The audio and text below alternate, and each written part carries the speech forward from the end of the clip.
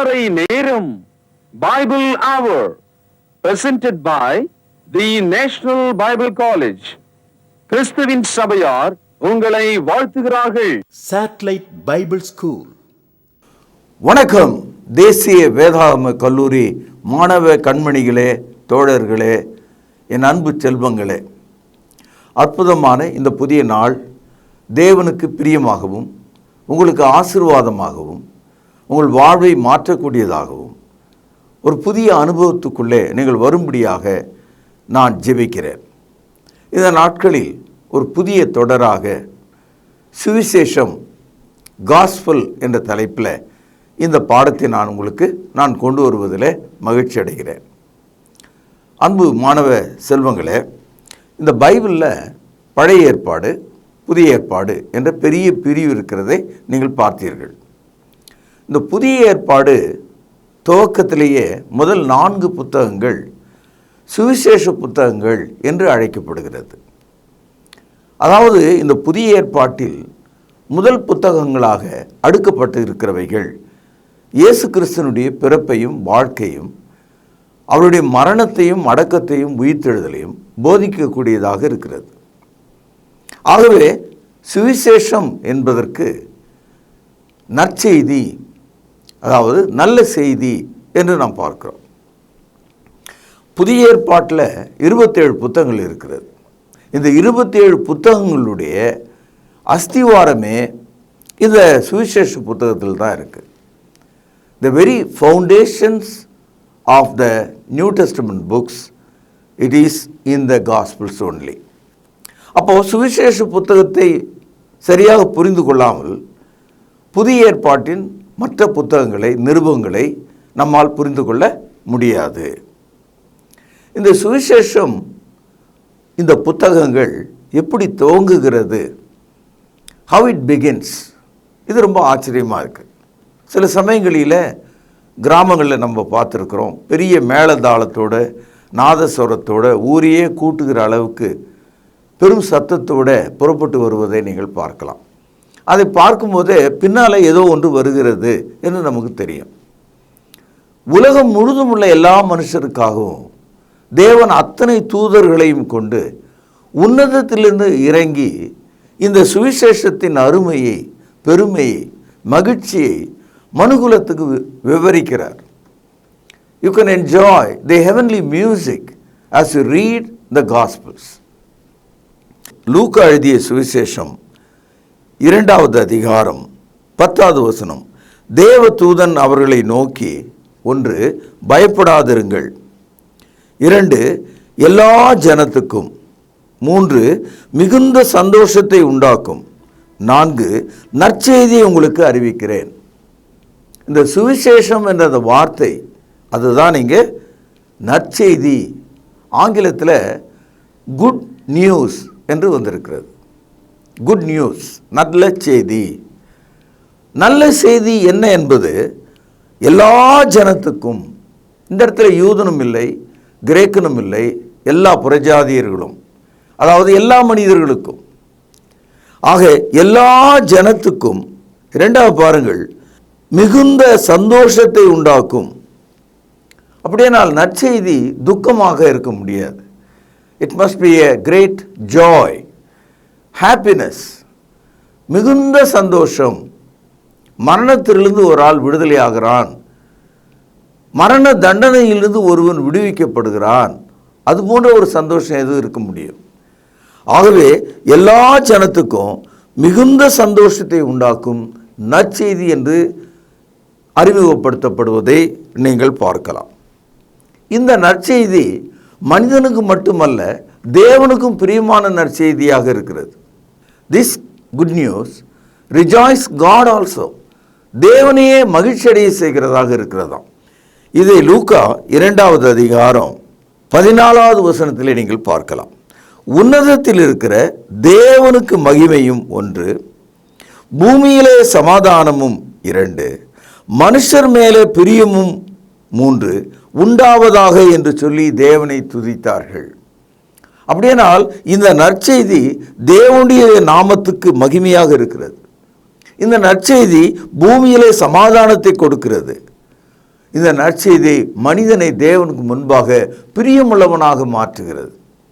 அதனால்தான் புதிய ஏற்பாட்டினுடைய முதல் 4 புத்தகங்கள் நற்செய்தி நூல்களாக, நற்செய்தி புத்தகங்களாக இருக்கிறதை நாம் பார்க்கிறோம். இன்னும் கொஞ்சம் வலிமையோடு இதை புரிந்து கொள்வதற்காக லூக்கா 1வது அதிகாரம் 78, 79 வசனங்களில் இந்த நற்செய்தியினுடைய வல்லமையை நம்மால் புரிந்து கொள்ள முடிகிறது. பாருங்கள், 78வது வசனம். அந்தகாரத்திலும் மரண இருளிலும் உட்கார்ந்திருக்கிறவர்களுக்கு வெளிச்சம் உதிக்கவும். அந்தகாரம் சொன்னால் நரகம். நரகம் இருளுள்ளதாக இருக்கிறது, துளி வெளிச்சமும் இல்லை. மரண இருள், ஒரு ஆள் மரித்து விட்டால் அவனுக்கு பார்வை இல்லை. ஆக அந்தகாரத்திலும் மரண இருளிலும் உட்கார்ந்திருக்கிறவர்களுக்கு வெளிச்சம் உதிக்கவும். ஒரு சிறு வெளிச்சம் உதித்தால் இருளில் இருக்கிற மக்களுக்கு எல்லையில்லாத சந்தோஷம் உண்டாகும். 79ஆம் வசனம். நம்முடைய கால்களை சமாதானத்திலே வழி நடத்தவும் அவ்விரக்கத்தினாலே உன்னதத்திலிருந்து தோன்றிய அருணோதயம் நம்மை சந்திக்கிறது என்றான். அருணோதயம் என்று சொன்னால் விடியற்காலையிலே வெளிப்படும் சூரிய ஒளியை போன்று. சூரிய ஒளி இன்னாருக்கு தான் என்று ஒரு ஜாதி பிரிவினை செய்யாமல், நிறப்பிரிவினை செய்யாமல், மொழி பிரிவினை செய்யாமல், மத பிரிவினை செய்யாமல் அருணோதயமாகிய சூரிய ஒளி எல்லாருக்காகவும் உதிப்பது போல இயேசு கிறிஸ்துனுடைய அந்த சுவிசேஷம் ஒரு அருணோதயத்தை போல் இருக்கிறதாம். ஆகவே மரண வாசலில் உட்கார்ந்திருக்கிறவர்களுக்கு, those who are sitting under the shadow of death, அவர்களுக்கு நம்பிக்கை தரும் ஒளியாக சுவிசேஷம் இருக்கிறது.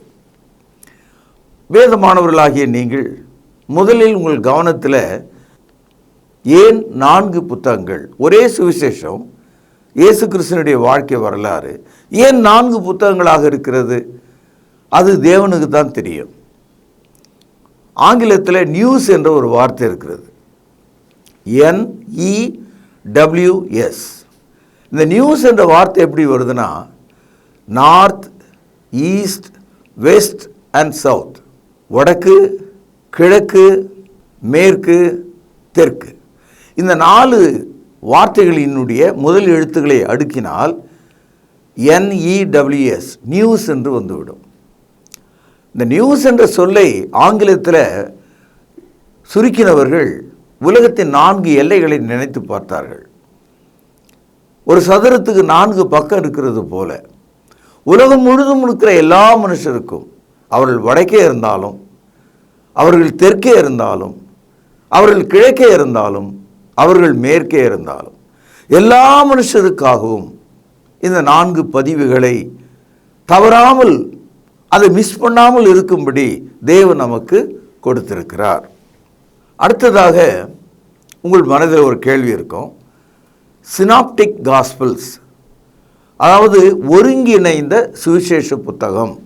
இப்படி ஒரு வார்த்தை இல்லை, ஆனால் வேத வசனத்தை படிக்கிறவர்களுக்கு அது புரியும்.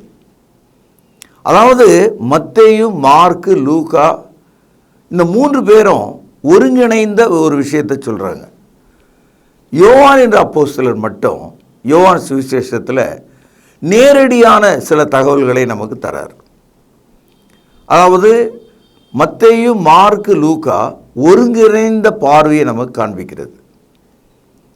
யோவான் அப்போஸ்தலருடைய புத்தகம் தனி பார்வையை நமக்கு காண்பிக்கிறது. அதனால் முதல் 3 புத்தகங்கள் ஒருங்கிணைந்த கருத்துக்களை நமக்கு காண்பிக்கிறது. அதனால தான் நம்ம அதை சினாப்டிக் காஸ்பிள்ஸ் என்று சொல்கிறோம். யோவானை டைரக்டான காஸ்பிள் என்று சொல்கிறோம். இது பைபிளில் இல்லை, நம்முடைய பயன்பாட்டுக்காக நான் உங்களுக்கு இதை சொன்னேன். இந்த சினாப்டிக் காஸ்பிளில் 3 பேர் ஒரு விஷயத்தை சொல்கிறாங்க. யோவான் சுவிசேஷத்தில், ஜான்ஸ் காஸ்பிளில் ஒரே மனிதர் நேரடியாக பார்த்ததை நமக்கு சொல்கிறார். ஆக 3 பேர் பார்த்த ஒரு பார்வை, ஒரு தனி மனிதன் பார்த்த பார்வை, இந்த எல்லாத்தையும் படிக்கிறதுக்கு நமக்கு உரிமை இருக்கிறது. ஆக மத்தேயு, மார்க், லூக்கா இந்த 3 பார்வையில் இயேசு யாராக இருக்கிறார், எப்படி மரித்தார், அடக்கம் பண்ணப்பட்டார், உயிர்த்தெழுந்தார். யோவான் அப்போஸ்தலனுடைய பார்வையில் இயேசு யார், எப்படி இருந்தார், என்ன செய்தார், எப்படி மரித்தார், எப்படி அடக்கம் பண்ணப்பட்டார், எப்படி உயிர்த்தெழுந்தார். ஆக நாம் இதை படித்து தெளிவு பெற்றுக்கொள்ள முடியும். மூன்றாவதாக, ஏன் அப்போஸ்தலனாகிய யோவான் தன்னுடைய புத்தகத்தை ஒரு தனித்துவமாக காண்பிக்கிறார்? காரணம் என்னன்னா, it's a book of eyewitness. நேர்லேயே பார்த்த ஆளாக இருக்கிறார். அவர் எல்லாத்தையும் நேரில் பார்த்துருக்கார். அவருடைய புத்தகத்தில் எழுதின அத்தனை விஷயமும் நேரில் பார்த்தது. மத்தேயு, மார்க்கு, லூக்கா சிலவற்றை நேரில் பார்த்தாங்க, சிலவற்றை தகவலாக பெற்றுக்கொண்டாங்க. கேட்டு பெற்றுக்கொண்டவைகளை அவங்க எழுதுகிறாங்க. உதாரணமாக லூக்கா அதை மிக தெளிவாக சொல்கிறார். ஆரம்பத்திலேயே லூக்கா 1வது அதிகாரம் 1 வசனம் பாருங்கள். மகா கனம் பொருந்திய தேப்புலுவே, நாங்கள் முழு நிச்சயமாய் நம்புகிற சங்கதிகளை கவனிங்கள். ஆரம்பம் முதல் கண்ணார கண்டு வசனத்தை போதித்தவர்கள் எங்களுக்கு ஒப்புவித்தபடியே அவைகளை குறித்து எழுத அநேகம் பேர் ஏற்பட்டபடியினால் ஆதி முதல் எல்லாவற்றையும் திட்டமாய் விசாரித்தறிந்து நானும் உமக்கு உபதேசிக்கப்பட்ட விசேஷங்களின் நிச்சயத்தை நீர் அறிய வேண்டுமென்று அவைகளை ஒழுங்காய் உமக்கு எழுதுவது எனக்கு நலமாய் தோன்றிற்று. இந்த இடத்துல லூக்கா என்ற அந்த மனிதன் ஒரு நூற்றுக்கு அதிபதி. அவனுடைய பெயர் தேப்புலு. இந்த தேப்புலு என்ற மனிதனுக்கு இந்த லூக்காவை எழுதும்போது பிறரிடத்தில் தகவல்களை வாங்கி, விசுவாசிகளிடத்தில் சத்தியங்களை வாங்கி, அன்றைக்கு முதல் நூற்றாண்டுக்கார கிறித்தவ மக்கள் மத்தியிலிருந்து செய்திகளை வாங்கி அவைகளை தொகுத்து வரிசைக்கிரமாக உங்களுக்கு நான் தெரிவிக்கிறேன் என்று சொல்லுகிறார். அதனால்தான் மத்தேயு, மார்க்கு, லூக்கா நேரடியான சாட்சிகள் இல்லை. சில இடங்களில் அவர்கள் கேட்டு விசாரித்து தகவல்களை திரட்டி தந்திருக்கிறாங்க. அதனால தான் ஒருங்கிணைந்த சுவிசேஷம், 3 பார்வையில் அமைந்த சுவிசேஷங்கள், 3 man's witness என்று நாம் அதை சொல்லலாம். ஒரு கூட்டு முயற்சியான எழுத்தாக அவைகள் இருக்கிறது. ஆனால் யோவான் சுவிசேஷம் அப்படி இல்லை. யோவான் நேரடியான சாட்சியாக இருக்கிறார். ஒவ்வொன்றையும் அவர் பார்க்கிறார். இயேசு ஞானஸ்நானம் பெற்றதிலிருந்து அவர் சிலுவிலை மரித்து அடக்கம் பண்ணப்பட்டு மரித்தோழ்ந்து எழுந்து பரமேறுகிற வரைக்கும் he was a living single eye witness. அவர் ஒரு நேரடியான சாட்சியாக இருக்கிறார். ஆகவே யோவான் சுவிசேஷம் வலு உள்ளதாக இருக்கிறதை நீங்கள் பார்க்கலாம். யோவான் எழுதிய சுவிசேஷம் 21வது அதிகாரம் 24வது வசனம். அந்த சீஷனே இவைகளை குறித்து கவனிங்கள், சாட்சி கொடுத்து இவைகளை எழுதினவன், அவனுடைய சாட்சி மெய்யென்று அறிகிறோம். இயேசு செய்த வேறு அநேக காரியங்களும் உண்டு. அவைகளை ஒவ்வொன்றாய் எழுதினால் எழுதப்படும் புத்தகங்கள் உலகம் கொள்ளாதென்று எண்ணுகிறேன். ஆமேன். யோவான் தன்னுடைய சுவிசேஷ புத்தகத்தை தன்னுடைய நேரடியான சாட்சி என்றும், அந்த புத்தகத்தில் அவன் சில அற்புதங்களை தவிர்த்து விட்டு எழுதினால் உலகம் கொள்ளாது என்று அவன் நினைத்து, நம்முடைய தேவைகளை அறிந்து நம்முடைய தேவைக்கு ஏற்ற அளவில் நாம் அவரிடத்தில் விசுவாசம் வைக்கத்தக்கதாக, இயேசுவின் மேலே பேரன்பு கொள்ளத்தக்கதாக நான் அவைகளை உங்களுக்காக எழுதினேன் என்று சொல்கிறார். அதனால்தான் மத்தேயு, மார்க்கு, லூக்கா ஒன்றிணைந்த மூவரின் பார்வை. யோவான் தனிப்பட்ட மனிதனின் நேரடி பார்வை. அது 3 man's witness together. இது சிங்கிள் மேன்ஸ் விட்னஸ். ஆகவே இதை நீங்கள் நன்றாக முதலில் புரிந்து கொள்ள வேண்டும். சுவிசேஷ புத்தகத்தினுடைய உயிர் நாடி எங்கே இருக்கிறது? சுவிசேஷ புத்தகம் நமக்கு எப்பொழுது சுவிசேஷமாக மாறுகிறது, நற்செய்தியாக மாறுகிறது?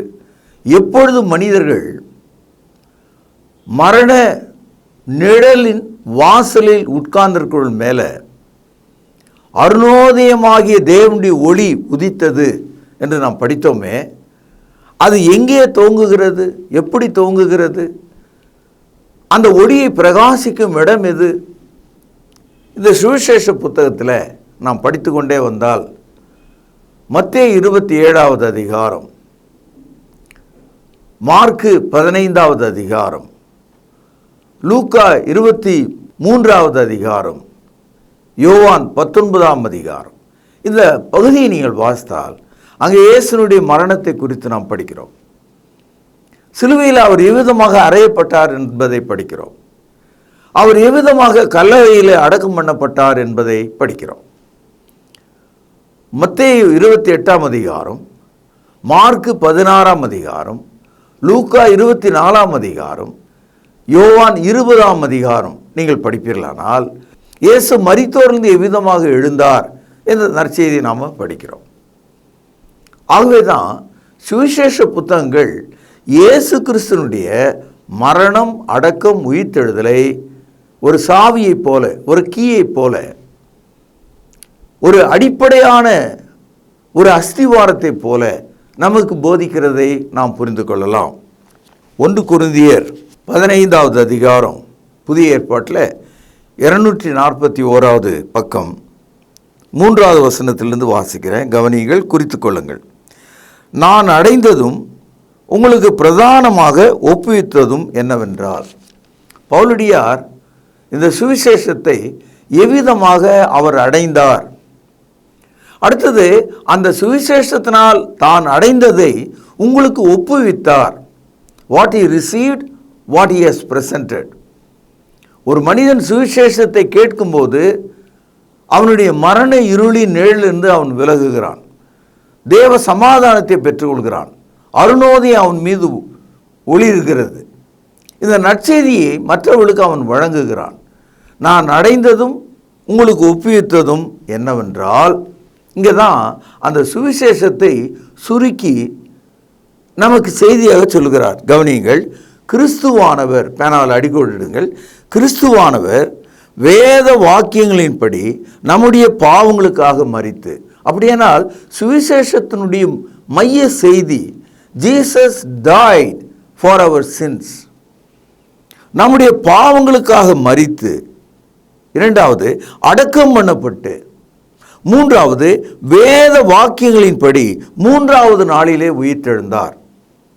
ஆக சுவிசேஷ புத்தகத்தினுடைய அந்த ருசி மிகுந்த பகுதி, கருப்பகுதி இயேசுனுடைய மரணம், அடக்கம், உயிர்த்தெழுதல். சகோதரர்களே, இந்த இடத்துல இஸ்லாம் என்ற ஒரு மதம் கிறிஸ்தவம் உருவாகி 650 ஆண்டுகளுக்கு பிறகு வருகிறது. அவர்கள் இயேசுனுடைய மரணத்தையும் அடக்கத்தையும் உயிர்த்தெழுதலையும் நீக்கிவிட்டார்கள். அவளுடைய குரானில் அது கிடையாது.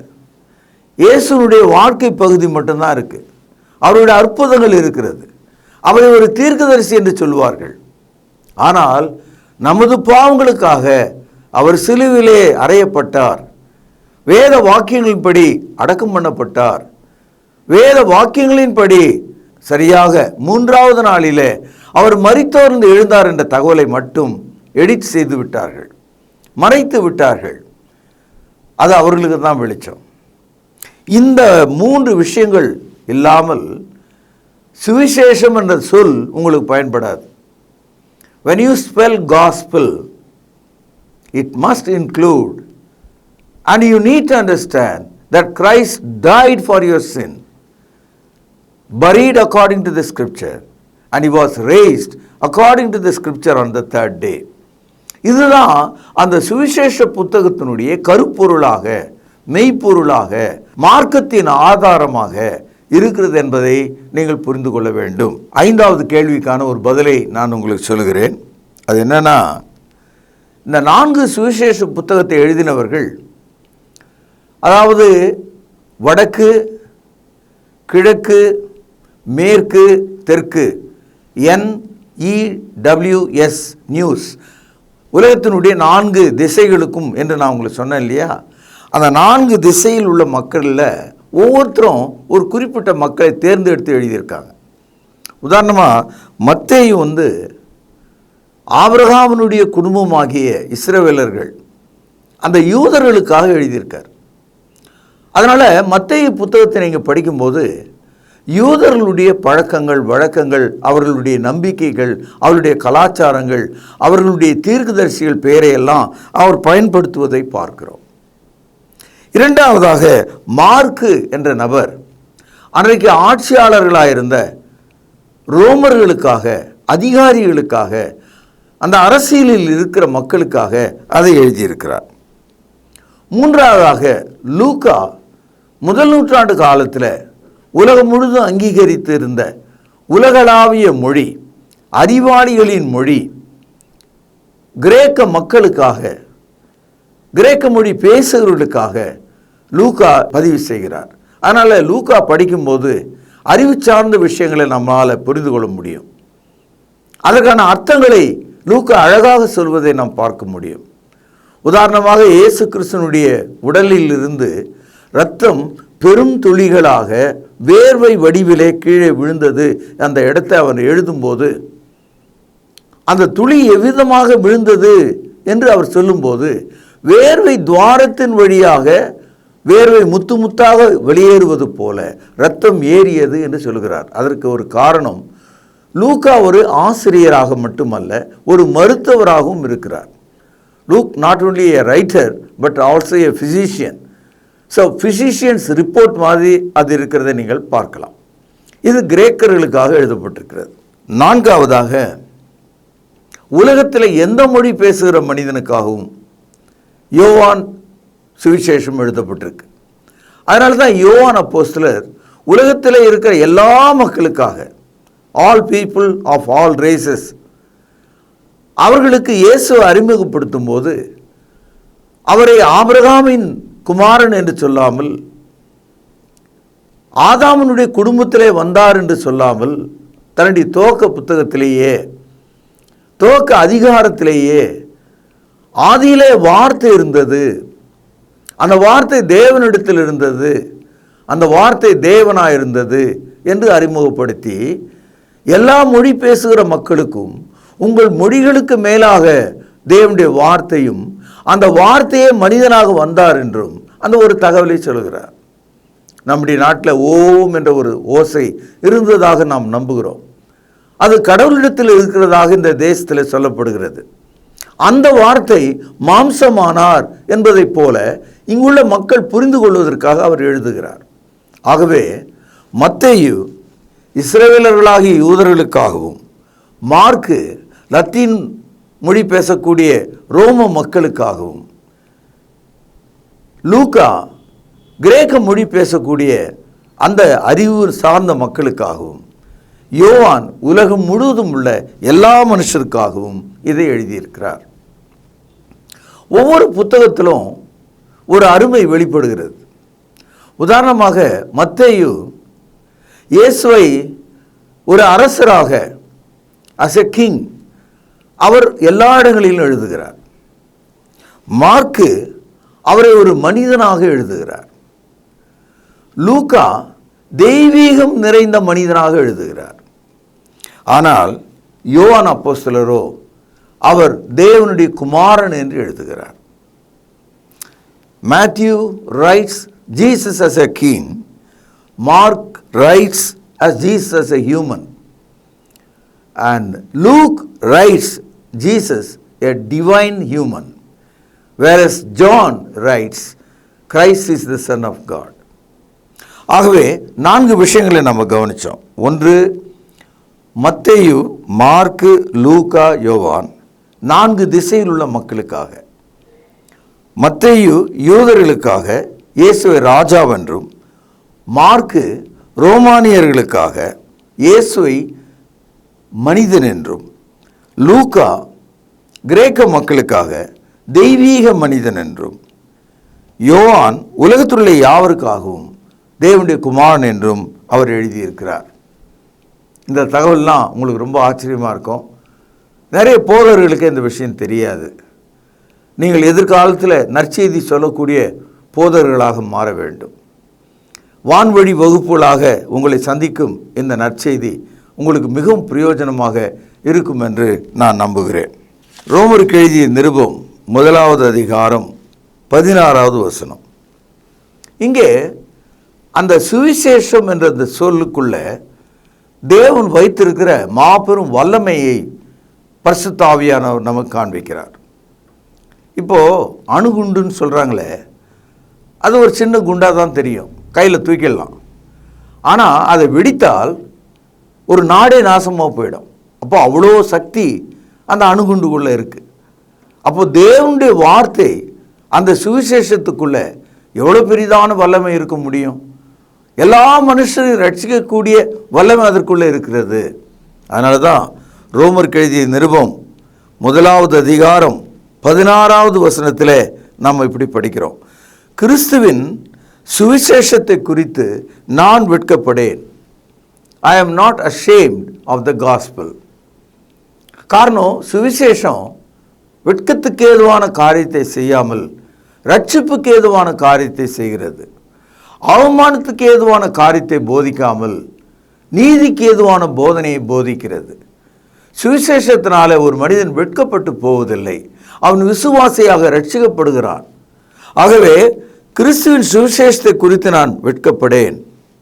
முன்பு யூதரிலும் பின்பு கிரேக்கர்களும், கவனிங்கள், விசுவாசிக்கிறவன் எவனோ, இந்த நற்செய்தியை யார் விசுவாசிக்கிறார்களோ அவனுக்கு, கவனிங்கள், ரட்சிப்பு உண்டாவதற்கு இந்த 4 சுவிசேஷ புத்தகங்களும் இயேசு கிறிஸ்துவினுடைய மரண அடக்கம் உயிர்த்தெழுதல், இந்த வல்லமை, தேவனுடைய வல்லமை அவனை ரட்சிப்புக்கு ஏதுவாக வழி நடத்துகிறதாம். It make you to receive salvation. ஆகவே கிறிஸ்துவின் சுவிசேஷத்தை குறித்து நான் வெட்கப்படேன். முன்பு யூதரிலும் பின்பு கிரேக்கரிலும் விசுவாசிக்கிறவன் எவனோ அவனுக்கு ரட்சிப்பு உண்டாவதற்கு, கவனிங்கள், பேனால் அடிக்கோடிடுங்கள், அது தேவ பலனாயிருக்கிறது. ஆங்கிலத்தில் it is the power of God. ஆதியாகமம் 1வது அதிகாரத்தில் முதல் 6 நாளில் ஒன்றுமில்லாத இந்த பிரபஞ்சத்தை தேவன் எவ்விதமாக உண்டாக்கினார் என்று நாம் பார்க்கிறோம். We read about how God created in the beginning. It was the power of God. அது தேவனுடைய வல்லமையினால் உண்டாக்கப்பட்டது. அதை பார்க்கலாம் அதிக வல்லமை சுவிசேஷத்துக்குள்ளே இருக்கிறது என்று பரிசுத்த ஆவியானவர் சொல்கிறார். God used a greater power than he was created the universe. Once you understand the power of God in the gospel that saves the lost man, ஆதாம் ஏவாளை ரட்சிக்கக்கூடிய தேவ பலனாக, உங்களையும் என்னையும் ரட்சிக்கக்கூடிய தேவ பலனாக சுவிசேஷம் இருக்கிறது. இதனால் தான் இதை சுவிசேஷம் என்று சொல்கிறோம். சுவிசேஷம் என்பது தேவனுடைய பலனாக இருக்கிறது. It is the dynamites of God. இந்த நற்செய்தியை விசுவாசிக்கவும் விளங்கிக் கொள்ளவும் திருத்தமாக புரிந்து கொள்ளவும் கர்த்தராகிய இயேசுவின் கிருபைக்கு உங்களை நான் ஒப்பு கொடுக்கிறேன். நாளை நாம் சந்திப்போம், பிரார்த்தனை செய்வோம். மகா பரிசுத்தமும் நீதி நிறைந்த தகப்பனே, இந்த நாட்களிலே சுவிசேஷம் என்ற தலைப்பில் ஒரு புதிய பாடத்தை துவக்கி இருக்கிறேன். அப்பா, இதை ஆசீர்வதியும், கேட்கிற மக்களுக்கு ஞானத்தை தாரும், அவைகளை பதிவு செய்து கொண்டு நினைவு கூற அவர்களுக்கு ஒத்தாசை செய்தருளும். கேட்ட யாவரையும் ஆசீர்வதியும். இயேசுவின் நாமத்திலே ஜெபம் கேளும் பிதாவே, ஆமேன். தொடர்பு கொள்ள வேண்டிய முகவரி: திருமறை நேரம், 58 சர்ச் தெரு, குமரன் நகர், சென்னை 6,82,000. தொலைபேசி எண் 044255008882. செல்போன் 93855000